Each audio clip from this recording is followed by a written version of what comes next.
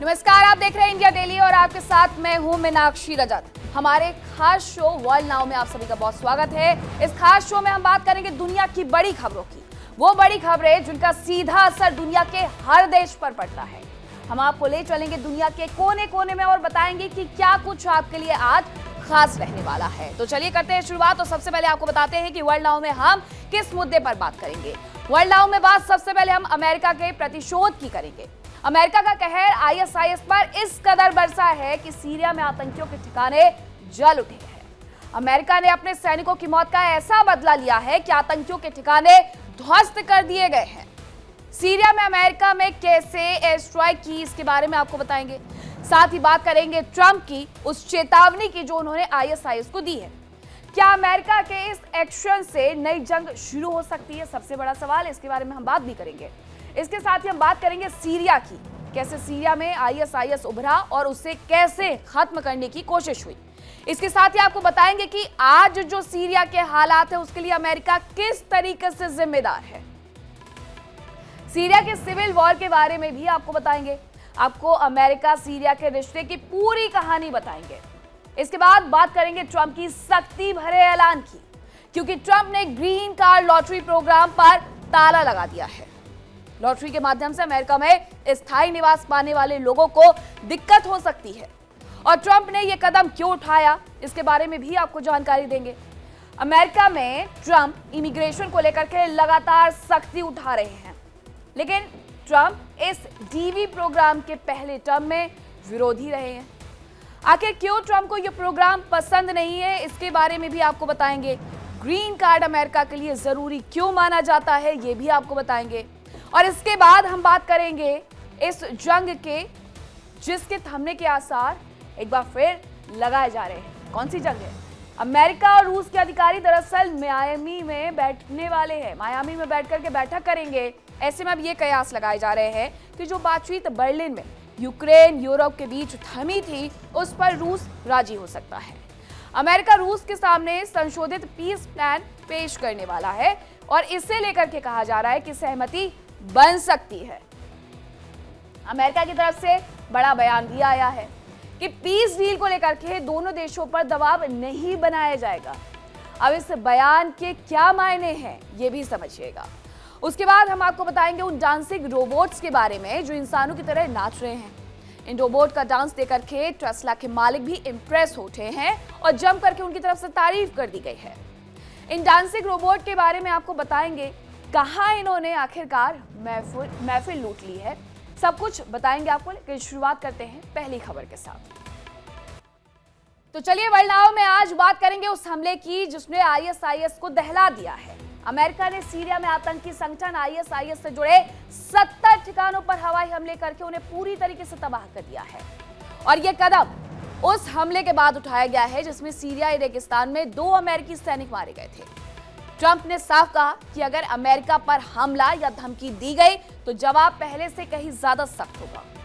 अब अमेरिकी central command ने बयान जारी कर बताया है कि जवाबी कार्रवाई में फाइटर जेट, अटैक हेलीकॉप्टर, तोपखाने का इस्तेमाल करके सीरिया के मध्य हिस्से में कई ठिकानों पर हमला किया गया है। अमेरिका ने 70 से ज्यादा टारगेट्स को निशाना बनाया है और 100 से अधिक प्रिसीजन म्यूनिशन का इस्तेमाल किया गया है और ये सभी ठिकाने आईएसआईएस के इंफ्रास्ट्रक्चर और हथियारों से जुड़े हुए हैं। अमेरिकी रक्षा मंत्री पीट हेगसेथ ने एक बयान में कहा कि पलमायरा में हुए घातक हमले के जवाब में आतंकी संगठन इस्लामिक स्टेट के खिलाफ एक सैन्य अभियान शुरू कर दिया गया है। कड़े शब्दों में चेतावनी दी, जैसा कि हमने उस बर्बर हमले के तुरंत बाद कहा था। अगर आप दुनिया में कहीं भी अमेरिकियों को निशाना बनाते हैं तो आप अपनी छोटी चिंता भरी जिंदगी का बाकी हिस्सा ये जानते हुए बताएंगे कि संयुक्त राज्य अमेरिका आपका पीछा करेगा, आपको ढूंढ करके निकालेगा और बेरहमी से आपको मार डालेगा। उनके मुताबिक अमेरिकी सेना ने अपने दुश्मनों को मारा है और आगे भी ये सिलसिला इसी तरीके से चलने वाला है। इस कार्रवाई को लेकर के राष्ट्रपति डोनाल्ड ट्रंप ने सख्त बयान दिए हैं। ट्रंप ने कहा कि सीरिया में आईएसआईएस की ओर से अमेरिकी सैनिकों की बर्बर हत्या के बाद अब जवाबी कार्रवाई शुरू हो चुकी है। उन्होंने आगे बताया कि शहीद अमेरिकी जवानों को पूरे सैन्य सम्मान के साथ स्वदेश लाया गया। उन्हीं के लिए यह जवाबी हमला किया जा रहा है। ट्रंप ने आगे कहा कि अमेरिका सीरिया में आईएसआईएस के ठिकानों पर जोरदार हमले कर रहा है। उनके मुताबिक भले ही सीरिया लंबे समय से हिंसा और संघर्ष से जूझ रहा हो, लेकिन अगर आईएसआईएस को पूरी तरह खत्म कर दिया जाए तो देश का भविष्य बेहतर हो सकता है। उन्होंने ये भी दावा किया कि इस अभियान को लेकर के सीरिया सरकार का समर्थन उन्हें पूरी तरीके से मिल रहा है। अब ट्रंप की आईएसआईएस को चेतावनी क्या है वो भी जान लीजिए। जो भी आतंकी अमेरिका पर हमला करने या धमकी देने की हिम्मत करेगा, उसे पहले से कहीं ज्यादा जोरदार जवाब मिलेगा। अमेरिका पर किसी भी तरह का हमला बर्दाश्त नहीं किया जाएगा। ट्रंप ने आगे कहा कि सीरिया की सरकार भी इस कार्रवाई में हमारे समर्थन में है। सीरिया ने लंबे समय से बहुत खून खराबा और हिंसा देखी है, और अगर आईएसआईएस को वहां से पूरी तरह से खत्म कर दिया जाए तो देश का भविष्य अच्छा हो सकता है। अमेरिका अपने लोगों की सुरक्षा के लिए कभी भी पीछे नहीं हटेगा, ये अमेरिका की तरफ से कहा गया। अमेरिका ने साफ शब्दों में कहा कि यह कोई युद्ध की शुरुआत नहीं है, बल्कि अपने नागरिकों की हत्या का जवाब है। अमेरिकी राष्ट्रपति ट्रंप ने आगे ये कहा कि सीरियाई राष्ट्रपति अहमद अल शरा इस कार्रवाई के समर्थन में है और हमले से बेहद नाराज हैं। यानी कि जो हमला अमेरिका के लोगों पर हुआ, उस हमले से बेहद नाराज है। आईएसआईएस पर जो कार्रवाई हो रही है उसमें वो अमेरिका का समर्थन कर रहे हैं। अब सीरिया के विदेश मंत्रालय ने अमेरिकी हमलों के बाद बयान जारी किया। मंत्रालय ने बयान जारी करके कहा, यह हमला अंतर्राष्ट्रीय स्तर पर आतंकवाद के खिलाफ सहयोग मजबूत करने की जरूरत को दर्शाता है। सीरिया ने यह भी कहा कि वो अपने देश में आईएस को किसी भी तरीके का सुरक्षित ठिकाना नहीं देने के लिए प्रतिबद्ध है। आगे उनकी तरफ से कहा गया कि आतंकवाद के खिलाफ सैन्य कार्रवाई जारी रहने वाली है। सीरियाई सरकारी टीवी के मुताबिक अमेरिकी हमले देर एज जोर और रक्का प्रांतों के ग्रामीण इलाकों में किए गए हैं। इसके अलावा पलमायरा के पास जबल अल अमौर क्षेत्र को भी निशाना बनाया गया और ये वो जगह है जहां पर आईएसआईएस पूरी तरीके से अपनी बसावट बसा चुकी है। उस पूरे गांव को अपने तरीके से चलाती है और सब कुछ उनका अपना है। इन हमलों में आईएसआईएस के हथियार डिपो, कमांड सेंटर पूरी तरीके से तबाह हो गए और ये कई सालों में सीरिया में आईएसआईएस के खिलाफ अमेरिका की सबसे बड़ी सैन्य कार्रवाई है। अब पहले आपको बताते हैं कि अमेरिका गुस्से में आखिरकार था क्यों, इसके पीछे की वजह क्या थी। दरअसल ये पूरा मामला 13 दिसंबर को शुरू हुआ। सीरिया के मध्य शहर पलमायरा में हमला होता है। हमले में अमेरिकी सेना के 2 जवान, 1 ट्रांसलेटर की मौत हो जाती है। हमलावर ने अमेरिकी और सीरियाई बलों के काफिले को निशाना बनाया। जवाबी कार्रवाई में हमलावर को भी मार गिराया और इस हमले में 3 अन्य अमेरिकी सैनिक घायल भी हुए थे। अमेरिका का कहना है कि हमलावर सीरिया की सुरक्षा बलों का सदस्य था जो जल्द ही भर्ती हुआ था। उस पर आईएसआईएस से जुड़े होने का शक था।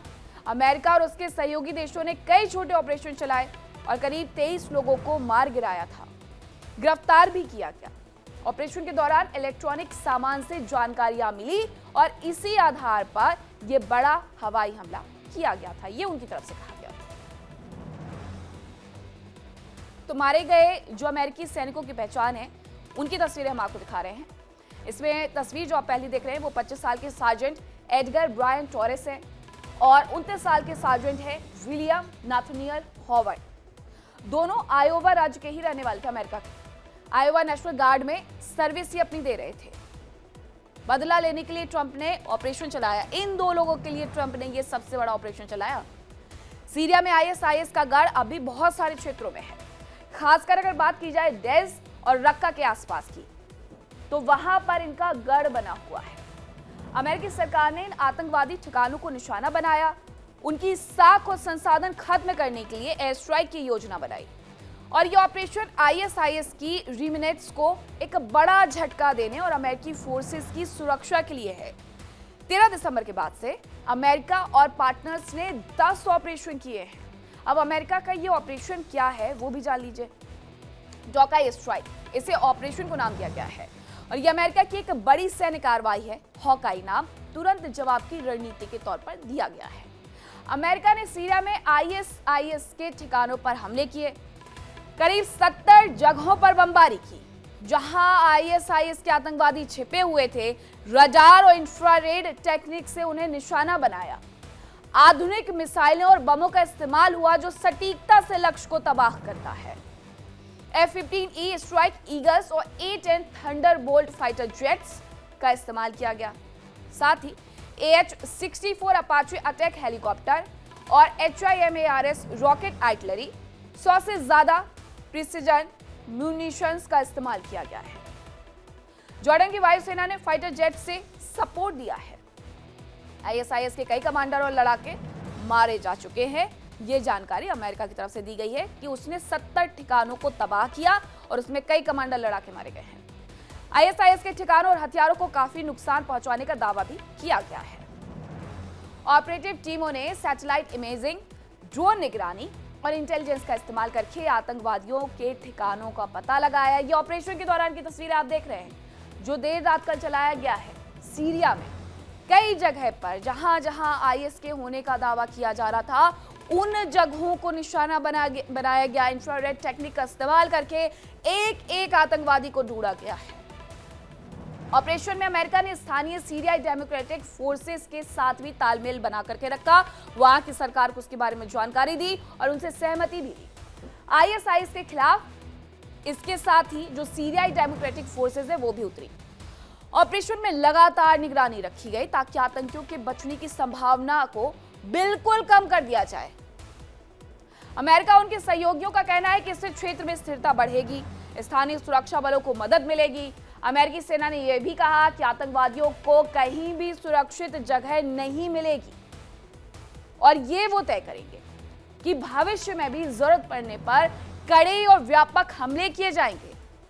अमेरिका के इस कदम के बाद पूरी दुनिया की नजरें अब सीरिया पर जाकर के टिक गई हैं और कई देश हालात पर नजर बनाए हुए हैं, आगे की रणनीति पर चर्चा कर रहे हैं। लेकिन ये साफ हो जाता है कि ये कार्रवाई सिर्फ एक देश तक सीमित नहीं है, बल्कि इसका असर वैश्विक राजनीति पर जरूर पड़ेगा। ISIS ने अमेरिकी सैनिकों पर हुए हमले की जिम्मेदारी नहीं ली है, लेकिन उसने सीरियाई सुरक्षा बलों पर हुए 2 हमले की जिम्मेदारी ले ली है। इनमें से एक में इदलिब प्रांत में 4 सीरियाई सैनिक मारे गए थे। अपने बयानों में ISIS ने अल शरा की सरकार और सेना को धर्म त्यागी बताया।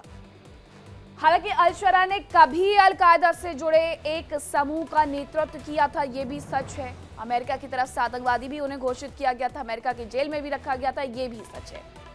लेकिन ISIS के साथ उसकी लंबे समय से दुश्मनी रही है। अगर बात ISIS की करें तो ISIS एक बहुत खतरनाक आतंकी संगठन है जिसका पूरा नाम है Islamic state of Iraq and Syria, ISIS। लोग इसे दाइश भी कहते हैं। ये लोग खुद को इस्लामिक स्टेट कहते थे और एक बड़ा इस्लामिक देश बनाना चाहते थे, लेकिन उनकी हरकतें इतनी बुरी और क्रूर थी कि लोगों को बार बार उनका सामना करते हुए, मरते हुए कई बार देखा गया है। 2013 से अगर बात की जाए तो 2013 से ही इन्होंने इस कृत्य की शुरुआत की थी। अब आपको बताती हूं कि आखिरकार ये किस तरीके से ताकतवर बना। ISIS 1999 की बात करें, 1999 में जॉर्डन के अबू मुसाब अल जरकावी से इसकी शुरुआत होती है। उसके बाद आता है साल 2004, ये अलकायदा से जुड़ा और अलकायदा ने इराक बना दिया, अलकायदा इराक बना दिया। बात 2003 की, अमेरिका ने इराक पर हमला किया और इस हमले के बाद इराक में शियाओं और सुन्नियों के बीच में जो संघर्ष था वो बढ़ जाता है। ये संघर्ष बढ़ा, 2004 आया और इस दौरान अलकायदा का एक समूह इराक में सक्रिय हो जाता है। 2006 में इस्लामिक स्टेट ऑफ इराक ये अपना नाम रख लेता है। 2010 आता है, इसका बड़ा नेता अबू बकर अल बगदादी, इसका नाम निकल करके सामने आता है कि ये इसे लीड कर रहा है। बात 2011 की, 2011 में सीरिया में गृह युद्ध की शुरुआत हो जाती है और 2013 में इसका नाम बदल करके ISIS रख दिया जाता है। ISIS ने मौका देकर के इराक और सीरिया के कई इलाकों पर कब्जा करने की जो रणनीति है वो बना ली और कब्जा करना शुरू कर दिया। इसी के साथ 2014 में उन्होंने मोसुल शहर जीत लिया और इस्लामिक राज्य की घोषणा कर दी। लगभग 1 लाख वर्ग किलोमीटर क्षेत्र नियंत्रित किया जिसमें लाखों लोग रहते थे। 120 देशों में 40,000 से ज्यादा लड़ाकों ने ISIS ज्वाइन कर लिया। इनका जो इन्फ्लुएंस था इतना ज्यादा था कि ये पूरी दुनिया से लड़ाकों को अपने यहाँ पे भर्ती करना शुरू कर देते हैं। ISIS ने काफी क्रूरता से काम किया। जनसंहार किया, महिलाओं का उत्पीड़न किया, मानव तस्करी की, अल्पसंख्यकों का नरसंहार किया और इस तरीके से ये आगे बढ़ते गए। विचारधारा को फैलाने के लिए सोशल मीडिया, इंटरनेट का बड़ा इस्तेमाल इनकी तरफ से किया गया। अमेरिका, रूस, इराक, सीरिया की सेनाएं और कुर्द लड़ाकों ने मिलकर के हमले किए। इस दौरान 2017 आता है और उनका एक बड़ा शहर मोसुल, जिस पर वो पहले ही अपना हक जमा चुके थे, 2017 में वापस से उनका मोसुल और रक्का की जो बात थी वो निकल करके आती है कि वो छीन लिया गया है। 2017-19 के बीच में आईएसआईएस ने अपने अधिकांश इलाकों पर नियंत्रण खो दिया। 2019 आता है, आखिरी जगह बगहुज भी ये हार जाते हैं, बगदादी भी मारा जाता है और अब अगर बात की जाए तो आईएसआईएस एक कमजोर आतंकी समूह के रूप में अभी भी सक्रिय है, ये भी सच है। लेकिन आईएसआईएस अभी भी पूरी तरीके से खत्म नहीं हुआ है। कुछ लोग छिप कर के हमले करते रहते हैं और अमेरिका भी ये मानता है कि 5000 से 7000 सैनिक अभी भी, मैं कहूंगी कि आतंकवादी, आईएसआईएस के आतंकवादी 5000 से 7000 अभी भी जीवित है और ये स्लीपर सेल की तरह काम करते हैं। आईएसआईएस एक खतरनाक संगठन है जिसने लाखों लोगों की जिंदगी बर्बाद की है। दुनिया भर की सेनाएं इसे खत्म करने की जो कोशिश है वो कर रही है। आईएसआईएस एक ऐसा आतंकी संगठन है जो इराक और सीरिया में अस्तित्व के लिए बना शरिया कानून आधारित खलीफा राज की स्थापना का सपना ये देखते हैं। इसकी शुरुआत अलकायदा की शाखा के रूप में हुई, लेकिन बाद में ये एक अलग, अत्यंत क्रूर और विश्वव्यापी आतंकी संगठन बन गया, जिसे अभी भी पूरी तरीके से खत्म नहीं किया जा सका, लेकिन इनके प्रभाव को कम किया गया है। इसके जो स्लीपर सेल हैं वो अभी सीरिया और इराक में सक्रिय बताए जाते हैं और अनुमान ये है कि आईएसआईएस के पास 5000 से 7000 आतंकी अब भी मौजूद हैं। हालांकि अमेरिका और सीरिया के बीच जो संबंध लंबे समय से तनावपूर्ण रहे वो अब सुधर गए हैं। 2012 में सीरियाई गृह युद्ध शुरू होने के बाद अमेरिका ने संबंध तोड़ लिए थे सीरिया के साथ। असद सरकार वहां पर होती थी जिनका नाम था बशर अल असद। उस सरकार पर कड़े प्रतिबंध अमेरिका की तरफ से लगाए गए, लेकिन 2024 के अंत में बशर अल असद सरकार की विदाई होती है, उनका पतन होता है और इसके बाद अमेरिका और सीरिया के संबंधों में सुधार शुरू होता है। दिसंबर 2022 में विद्रोहियों ने असद को सत्ता से हटा दिया, अहमद अल शरा को अंतरिम राष्ट्रपति बना दिया और इसी के साथ अमेरिकी नीति में एक बड़ा बदलाव आता है, खासकर डोनाल्ड ट्रंप के दूसरे कार्यकाल में। और अभी पिछले महीने सीरिया के राष्ट्रपति ट्रंप से मिलने के लिए व्हाइट हाउस आए थे। ये उस दौरान की तस्वीर है। ये तस्वीर मैं एक बार फिर से आपको दिखाती हूँ।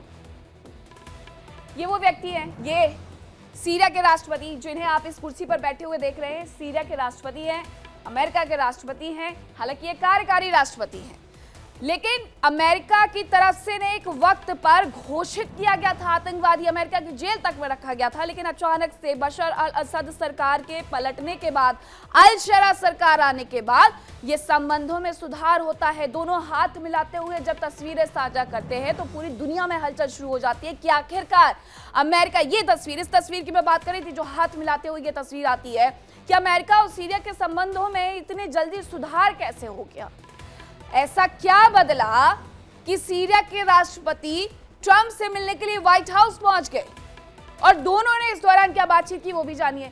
दोनों ने सीरिया के पुनर्निर्माण को लेकर के बात की। मुलाकात की इन तस्वीरों को खुद राष्ट्रपति ट्रंप ने शेयर किया। सीरिया के राष्ट्रपति ट्रंप के साइड में खड़े हुए नजर आते हैं। ट्रंप से सोशल मीडिया ट्रुथ पर लिखा, सीरिया के नए राष्ट्रपति अहमद हुसैन अल शरा के साथ समय बिताना सम्मान की बात थी। वो व्यक्ति जिसे अमेरिका की तरफ से ही आतंकवादी घोषित किया गया, उसके लिए राष्ट्रपति डोनाल्ड ट्रंप लिखते हैं कि सम्मान की बात थी। खैर, डोनाल्ड ट्रंप है, कभी भी पलट सकते हैं। अब ये सब कुछ हालांकि कूटनीति का भी एक माध्यम होता है विश्व पटल पर। अब अल शरा ने सितंबर में उंगा, जिसे UNGA भी कहते हैं, संबोधित किया। नवंबर में व्हाइट हाउस का दौरा किया। 60 साल में पहली बार किसी सीरियाई नेता की ये अमेरिका यात्रा देखी गई थी, वो भी तब जब ISIS अपनी जड़ों को फैलाने की कोशिश कर रहा है, लेकिन उसके पैर समेट दिए गए हैं। सीरिया के नए नेताओं ने सत्ता संभालने के बाद से अपने हिंसक अतीत से दूरी बनानी और आम सीरियाई नागरिकों और विदेशी शक्तियों के सामने एक अधिक मॉडरेट छवि पेश करने की कोशिश की, और ये तस्वीर उसी की बांधी है। विश्व बैंक ने हाल में कहा कि सीरिया के पुनर्निर्माण की लागत लगभग 216 अरब डॉलर आकी गई है।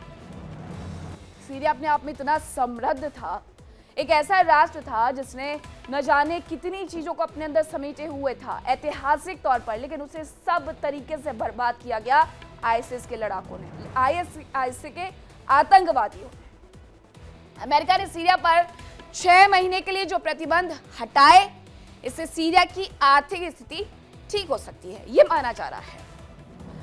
तो global coalition to defeat ISIS जिस पर सीरिया ने साइन किए अमेरिका के साथ मिलकर के, ये कितना अहम है, कब बना था, ये भी आपको बता देते हैं कि ये कब बना, किस तरीके से इसका गठन किया गया था। तो ये एक अंतर्राष्ट्रीय गठबंधन है जिसे 2014 में अमेरिका ने ही बनाया, और इस गठबंधन में 85 से ज्यादा देश और संस्थाएं शामिल हुए। इसका मकसद है दुनिया से आतंकी संगठन आईएसआईएस को पूरी तरीके से खत्म करना, उनकी फंडिंग को बंद करना। इसके साथ आईएसआईएस से आजाद हुए इलाकों का पुनर्निर्माण करना, लोगों को वापस बसाना और सरकारें स्थिर बनाना। गठबंधन ने इराक और सीरिया में आईएसआईएस को निशाना बनाया, उस रणनीति के तहत वो आगे बढ़े।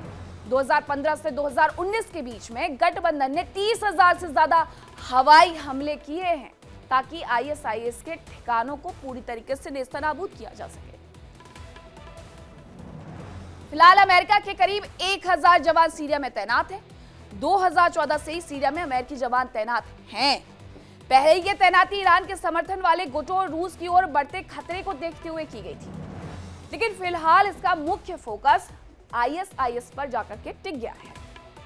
दिसंबर 2025 तक, यानी अभी तक, अमेरिका के करीब 1000 जवान वहां पर तैनात थे। हालांकि पहले जो ये संख्या थी वो 2000 थी, जिसे बाद में कम किया गया।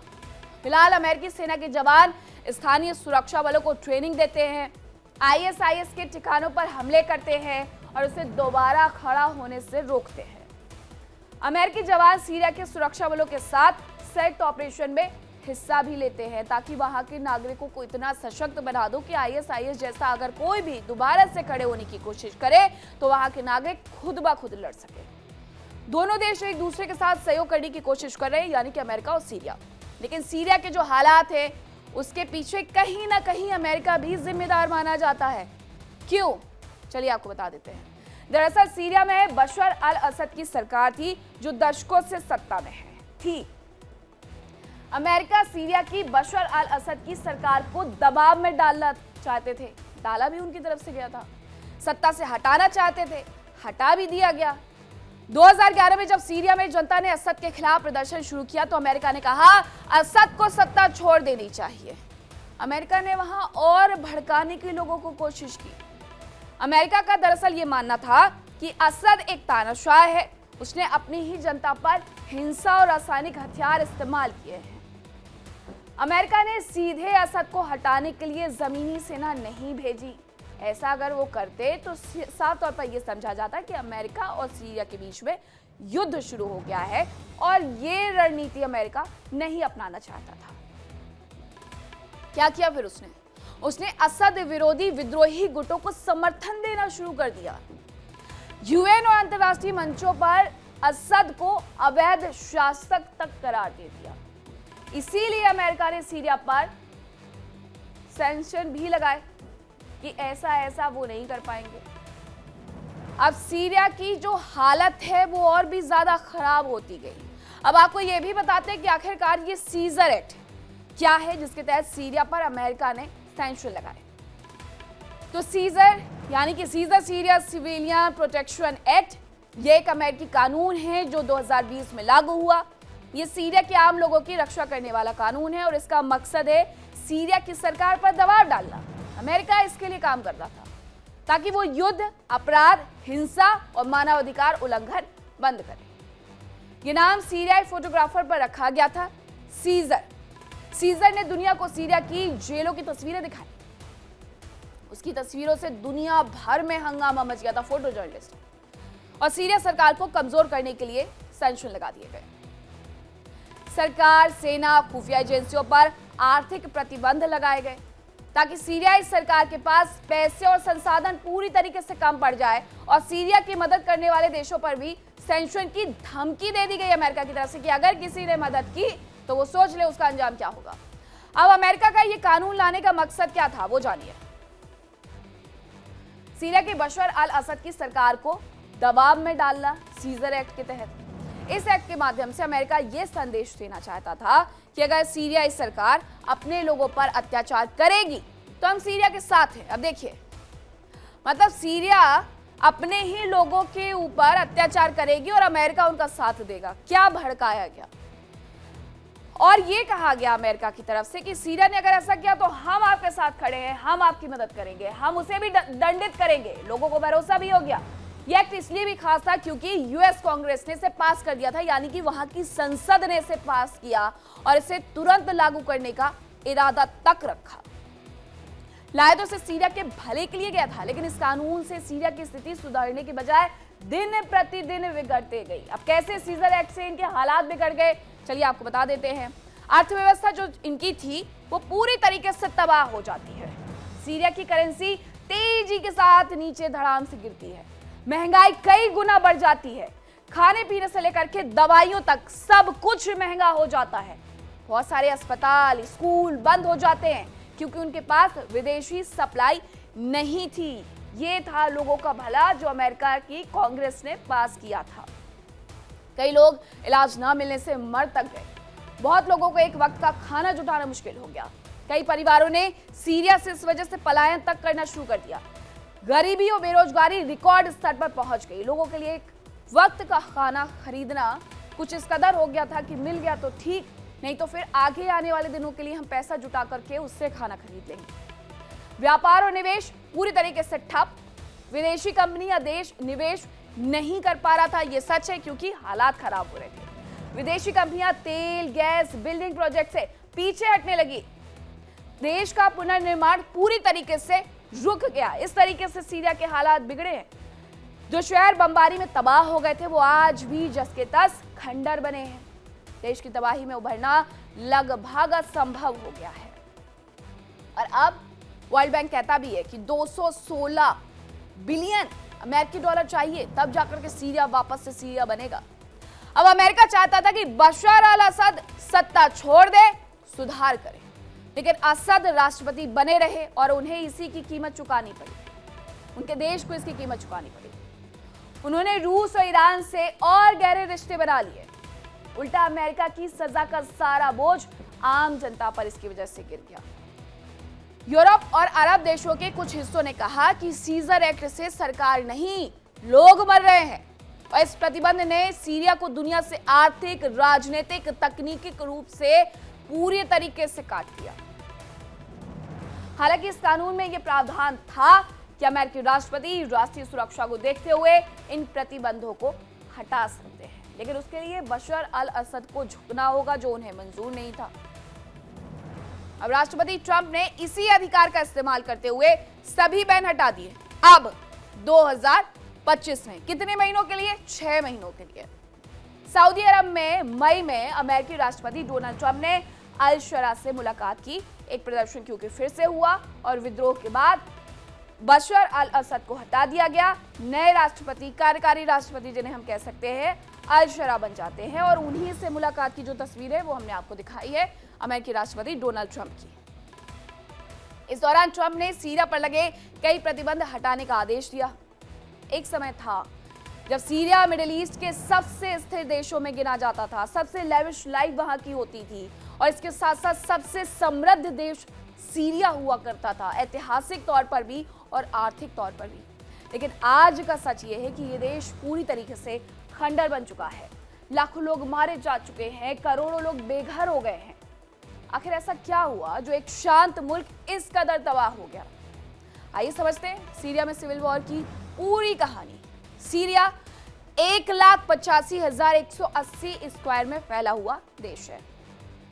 वर्ल्ड हेल्थ ऑर्गेनाइजेशन यानी कि WHO के 2023 के डेटा के मुताबिक सीरिया की जो पॉपुलेशन है वो 2,36,00,000 है। इतनी दिल्ली की जनता इससे ज्यादा होगी जितनी पूरे देश की पॉपुलेशन है। फिर उसके हाल ऐसे हो गए हैं। दमिश्क इसकी कैपिटल है, सीरिया की कैपिटल दमिश्क है।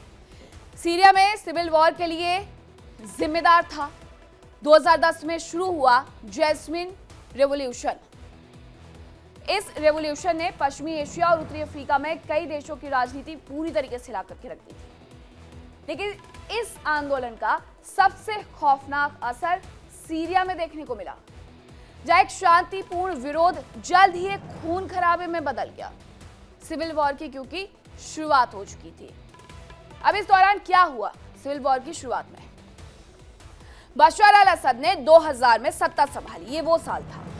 उनके परिवार ने लगभग 50 साल से देश पर राज किया। सत्ता चली आ रही थी, पहले दादा, फिर पिताजी, फिर उनका बेटा।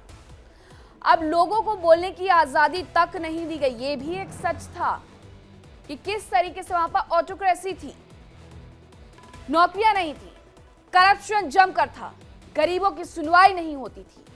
और यही वजह रही कि वहां पर आईएसआईएस जैसा संगठन मजबूती से उभर जाता है। 2011 में अरब देशों में अरब स्प्रिंग नाम की लहर चल गई। लोग सड़कों पर उतरे और अपने तानाशाह शासकों को हटाने लगे। और सीरिया में भी सत्ता से हटाने के लिए प्रदर्शन होने शुरू हो गए। उस आंदोलन को असद सरकार की सेना ने पूरी तरीके से कुचल दिया, लोगों को मारा, लोगों को कत्लेआम किया और इसकी वजह से वहां की जनता भड़क गई। धीरे धीरे देश के दो हिस्से होने शुरू हो गए। देश पूरी तरीके से दो हिस्सों में बट गया। एक तरफ सरकार की सेना, दूसरी तरफ जनता और विद्रोही। हालात बिगड़े और आईएसआई पाकिस्तान इसमें शामिल हो गया। सीरिया के कई इलाकों पर कब्जा कर लिया गया। रूस, ईरान असद की सरकार के साथ खड़े हो गए। सबका एक पक्ष होता है। इस दौरान रूस और ईरान का जो पक्ष था वो बशर अल असद के साथ था। अमेरिका और यूरोप की अगर बात करूं तो अमेरिका और यूरोप पूरी तरीके से विद्रोहियों और कुर्दों के साथ खड़े हो गए। तुर्की, जिसे अब तुर्की कहते हैं, उन्होंने अपना नाम बदल लिया है। तुर्की ने अपनी सेना भेज दी थी। सीरिया दुनिया के देशों का युद्ध मैदान बन गया था कि कौन किसके पक्ष से खड़ा है और कौन किस तरीके से लड़ रहा है। एक देश जिसे मैदान समझा गया इन सभी देशों की तरफ से। सिविल वॉर से लाखों लोग मारे गए, करोड़ों लोग बेघर हो गए, शहर के शहर बर्बाद हो गए। पिछले साल सीरिया में लेकिन तख्ता पलट हो गया और यह होना था क्योंकि एक लंबा विद्रोह था, लंबा संघर्ष था जो कि वहां के लोगों ने झेला था। साल था 2011 का। अरब देशों में अरब स्प्रिंग नाम की जो क्रांति चल रही थी। ट्यूनीशिया, इजिप्ट, लीबिया में लोगों ने तानाशाह हुकूमतों के खिलाफ आवाज उठानी शुरू कर दी। ऐसी तस्वीरें इजिप्ट से आनी भी शुरू हो गई थी जहां पर तख्ता पलट की होड़ मच गई थी और इसी लहर ने सीरिया को भी जकड़ लिया था। 24 साल से सत्ता पर काबिज बशर अल असद को सीरिया छोड़ना पड़ गया। राष्ट्रपति असद अपने परिवार के साथ रूस चले गए क्योंकि रूस और ईरान वही दो देश जो कि उनके साथ खड़े हुए थे, अब वो देश छोड़कर के जा चुके हैं, रूस में जाके बस चुके हैं। अब सीरिया की सत्ता पर विद्रोहियों का कब्जा हो गया है। अभी के जो राष्ट्रपति हैं वो कभी अल-कायदा के प्रमुख हुआ करते थे। कई बार संगठनों ने तख्ता पलट की कोशिश की लेकिन वो कामयाब नहीं हो पाए। साल 2015 आया, रूस ने सीरिया में बमबारी तक कर दी असद की सरकार को बचाने के लिए और सरकार को बचा भी लिया गया। लेकिन आम लोगों के साथ क्या हुआ? अगर रूस और ईरान नहीं होते तो असद की सरकार न जाने कब की गिर गई होती। ये भी एक सच था। लेकिन अहमद अल शरा के गुट ने विद्रोह छेड़ दिया। ये वही व्यक्ति है अहमद अल शरा जो कि आपके कार्यकारी राष्ट्रपति हैं। इन्होंने विद्रोह छेड़ दिया था। अल-कायदा के प्रमुख कहे जाते हैं ये। और मात्र 11 दिन ही राष्ट्रपति असद को अपनी सत्ता गंवानी पड़ी। विद्रोह हुआ, भड़का, 11 दिन सत्ता गंवाई, वापस आ गए। और इसकी जो मुख्य वजह थी वो थी सालों से असद सरकार को बचा रहे थे सहयोगी, वो ही आपस में उलझ जाते हैं। रूस यूक्रेन के साथ युद्ध में उलझ गया। ईरान इजराइल के साथ संघर्ष में उलझ गया। ईरान का इजराइल के साथ संघर्ष जो शुरू हुआ उसकी तस्वीरें भी हमने देखी थी। अभी हाल फिलहाल की तस्वीरें। हिजबुल्लाह को लेबनान में इजरायली सैन्य अभियान का सामना करना पड़ रहा है। सीरिया में विद्रोही गुटों ने इस परिस्थिति का पूरा फायदा उठाया और तख्ता पलट कर दिया, क्योंकि सीरिया को कहीं ना कहीं मैदान बनाया गया था, कई देशों की तरफ से लड़ाई का मैदान बनाया गया था, जहां लोग या तो सरकार के पक्ष से लड़ रहे थे या फिर उन लोगों के पक्ष से लड़ रहे थे जो सताए गए थे। अब हर फ्रंट पे कोई ना कोई उलझा हुआ है, रूस उलझा हुआ है, ईरान उलझा हुआ है, अमेरिका भी वेनेजुएला के साथ उलझा हुआ नजर आता है। हालांकि अमेरिका का इंटरफेरेंस हर देश के साथ मिलता है, लेकिन इन सब के बीच फायदा सीरिया को हो गया, तख्ता पलट हो गया, सरकार बदल दी गई। अब सीरिया में लगभग 14 साल बाद संसदीय चुनाव हुए हैं, जिसमें अहमद अल-शरा ने अंतरिम राष्ट्रपति के तौर पर सत्ता संभाली थी। ऑटोक्रेसी के बाद अब जाकर के वहां लोकतंत्र आया है। इसके बाद उन्होंने अमेरिका और पश्चिमी देशों से संबंध बेहतर करने की कोशिश की और बेहतर किए भी, लेकिन सीरिया की जो हालत है वो 13 साल में हुई है।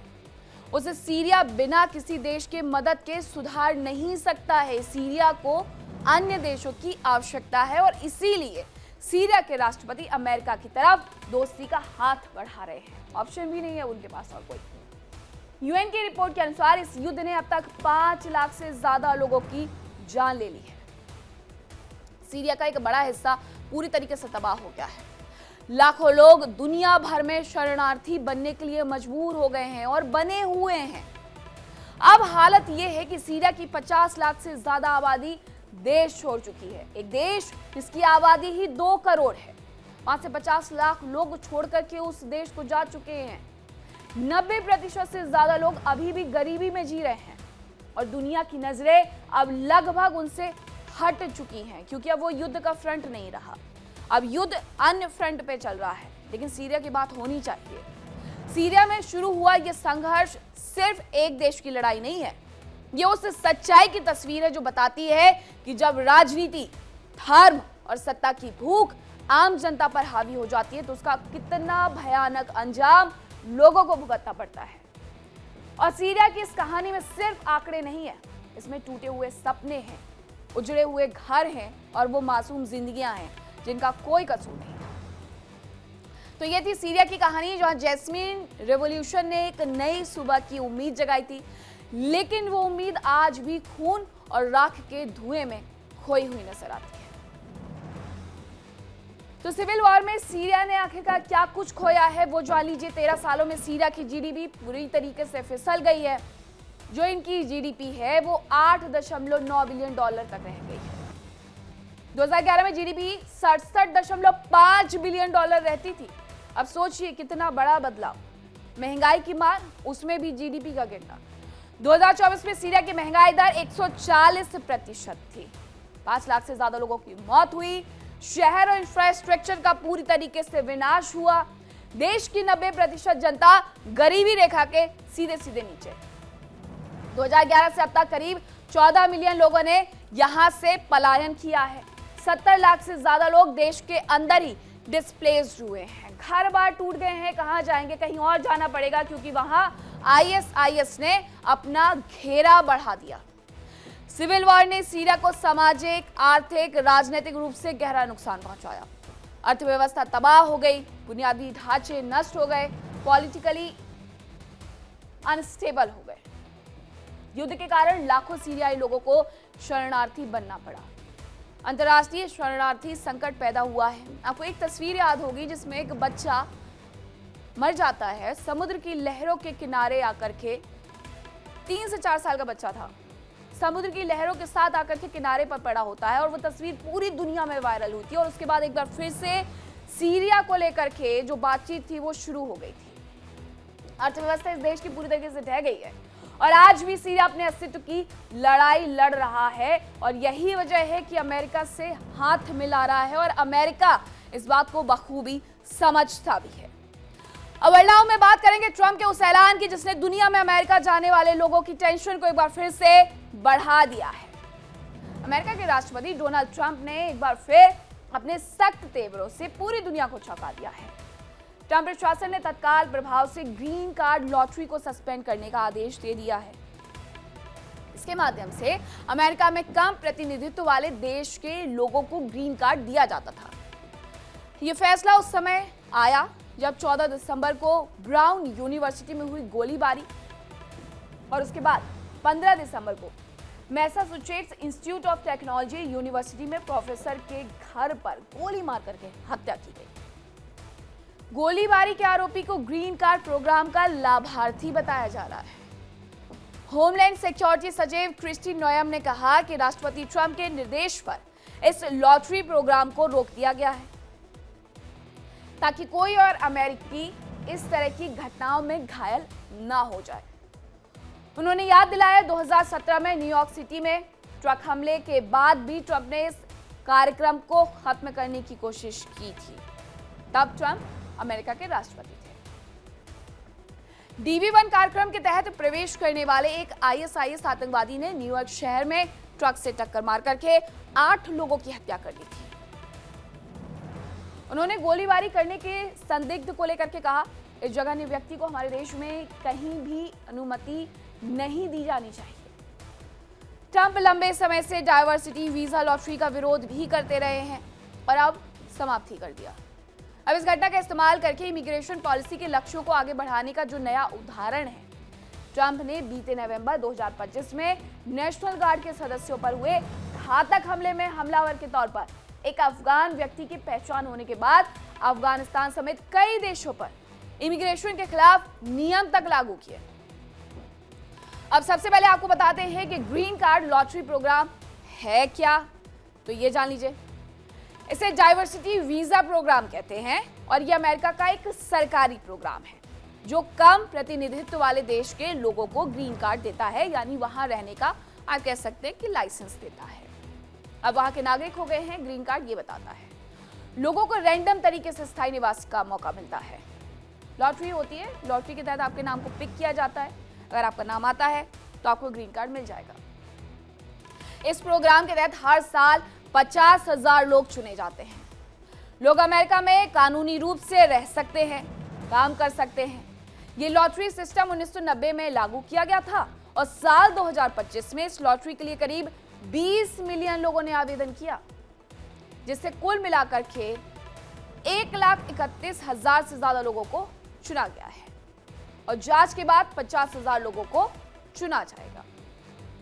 विजेताओं को भी वेटिंग और इंटरव्यू के बाद ही ग्रीन कार्ड मिलता है। इस लॉटरी सिस्टम को अमेरिका के कांग्रेस ने बनाया, यानी वहां की संसद ने बनाया।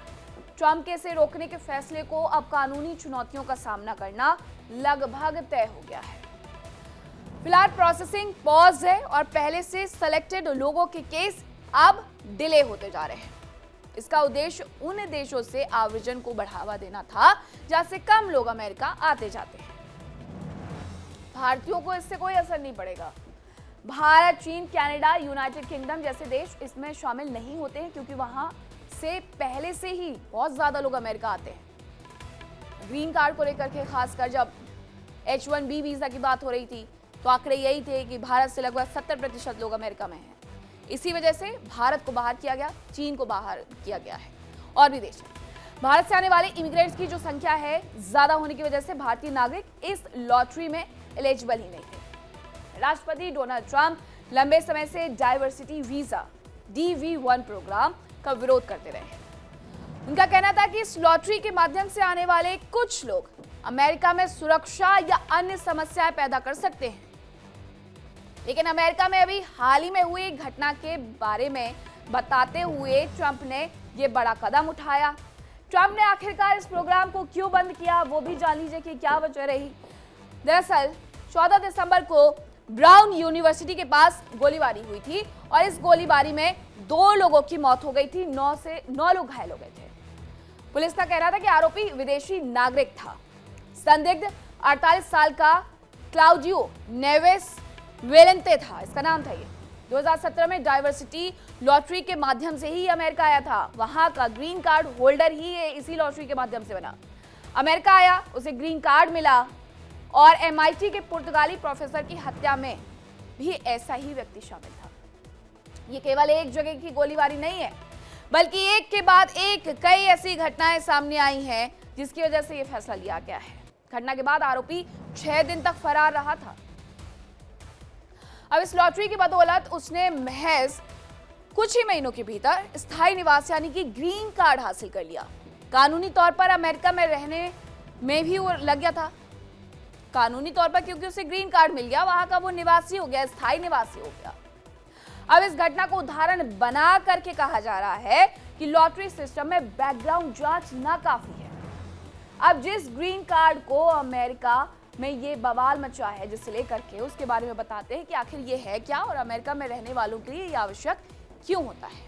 अमेरिका में ग्रीन कार्ड हासिल करना मतलब वहां की परमानेंट रेजिडेंसी का अधिकार मिल जाना, यानी अब आप अमेरिकी नागरिक हो गए हैं। ग्रीन कार्ड का मतलब, ग्रीन कार्ड धारक अमेरिका में लंबे समय तक रह सकता है, काम कर सकता है और बाद में सिटीजनशिप के लिए आवेदन भी कर सकता है। ग्रीन कार्ड के बारे में कुछ और बातें भी आपको बताते हैं। इसे यूएस परमानेंट रेजिडेंट कार्ड कहते हैं। यूएस में कानूनी तौर पर स्थायी रहने का इससे अधिकार मिलता है। आप अमेरिका में हमेशा के लिए इसके माध्यम से रह सकते हैं, कहीं भी नौकरी कर सकते हैं, बिजनेस कर सकते हैं। 5 साल बाद अमेरिकी नागरिकता के लिए अप्लाई कर सकते हैं, वहां के सिटीजनशिप के लिए। हर 10 साल में सिर्फ कार्ड रिन्यू करवाना पड़ता है। ग्रीन कार्ड का मतलब होता है अमेरिका में हमेशा रहने की पूरी आजादी। अब किसी और वीजा की जरूरत नहीं होगी, लेकिन कुछ अधिकार सीमित होते हैं। अमेरिका में प्रवासियों के लिए ये जीवन बदल देने वाला दस्तावेज है, इसीलिए लाखों लोग हर साल इसके लिए कोशिश करते हैं। बिना ग्रीन कार्ड के अमेरिका में रहने के लिए वीजा की जरूरत होती है, जो कि अस्थायी होता है, कुछ सालों के लिए होता है। काम करने के लिए भी वीजा होता है। वीजा की अवधि पूरा होने पर देश भी छोड़ करके जाना पड़ता है। काम करने के लिए, पढ़ाई करने के लिए, स्थायी रूप से बसने के लिए कई सीमाएं होती हैं और हर साल लगभग 1 करोड़ से ज्यादा लोग दुनिया भर से कोशिश करते हैं, लेकिन हर साल सिर्फ लगभग 11 से 12 लाख लोगों को ही ग्रीन कार्ड मिल पाता है। बाकी लोग लंबी लंबी लाइन में इंतजार करते रहते हैं। हालांकि ट्रंप ने इस लॉटरी प्रोग्राम का कई बार विरोध किया था। उनका मानना था कि यह सिस्टम राष्ट्रीय सुरक्षा के लिए खतरा है, क्योंकि इसके तहत किसी भी देश के लोग अमेरिका में ग्रीन कार्ड पाने के लिए आवेदन कर सकते हैं, और ऐसा होता है। इस वजह से संदिग्ध लोग अमेरिका आ जाते हैं। ट्रंप ने इसे अमेरिका के लिए खतरा बताया था। ग्रीन कार्ड लॉटरी प्रोग्राम के विरोधी ट्रंप आखिरकार क्यों बने, वो भी जान लीजिए। जून 2015 ट्रंप ने राष्ट्रपति अभियान के दौरान लॉटरी सिस्टम को लेकर के सुरक्षा के लिए खतरा बताया था। ये वो वक्त था जब वो चुनावी मैदान में थे राष्ट्रपति पद के लिए।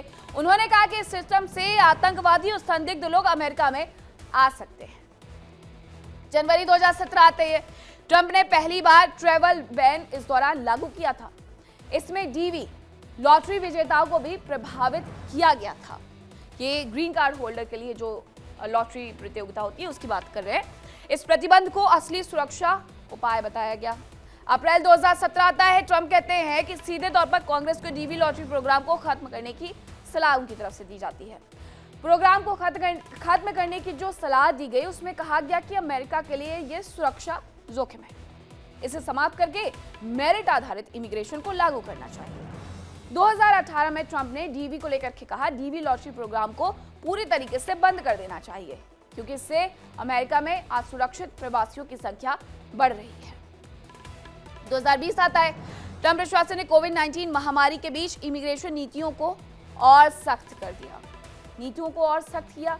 कई देशों के वीजा जारी करने पर उनकी तरफ से रोक लगाई गई। 2022-23 वो वक्त था हालांकि जब ट्रंप की सरकार नहीं थी, लेकिन कई रिपब्लिकन विधायकों ने डीवी लॉटरी पर नए कड़े कानून की कोशिश की। उसी पार्टी से आते हैं ट्रंप भी। ट्रंप ने सार्वजनिक मंचों पर डीवी लॉटरी को लेकर के कड़ी भाषा का इस्तेमाल भी जारी रखा।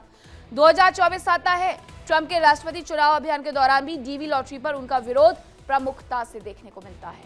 उन्होंने कहा कि इमिग्रेशन में बदलाव बेहद आवश्यक है। डीवी लॉटरी को खत्म करके मेरिट आधारित सिस्टम लागू किया जाना चाहिए। ये उन्होंने उस वक्त भी कहा जब वो चुनाव लड़ रहे थे। अब ट्रंप हमेशा से डीवी को खतरनाक और वर्स्ट ऑफ द वर्स्ट लोगों को लाने वाला मानते हैं। वे चाहते हैं कि इमिग्रेशन हाई स्किल्ड, एजुकेटेड और अमेरिका के हित में हो।